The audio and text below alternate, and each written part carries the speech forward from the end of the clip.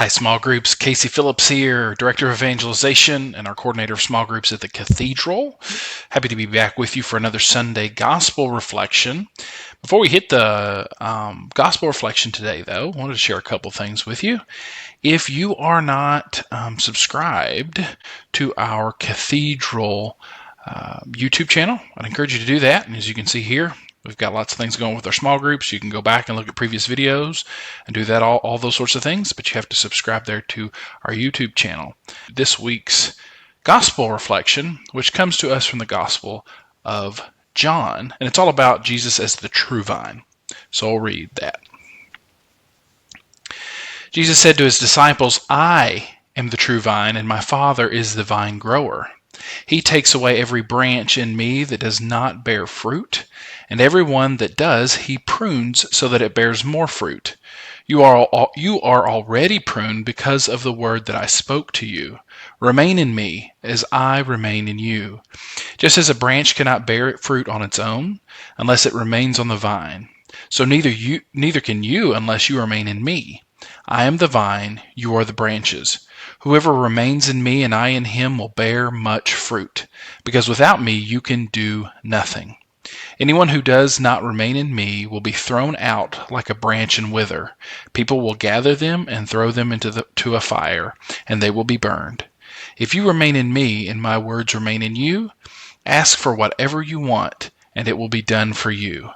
By this is my Father glorified, that you bear much fruit and become my disciples."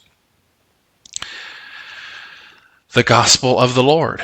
Praise to you, Lord Jesus Christ. It's a kind of a power-packed gospel reading here with a lot of things that jump out to me. But honestly, reading it through just this time, really, this recording, this came to me. The last part, but by this is my Father glorified, that you bear much fruit and become my disciples. Folks, this is something that we're all called to, discipleship.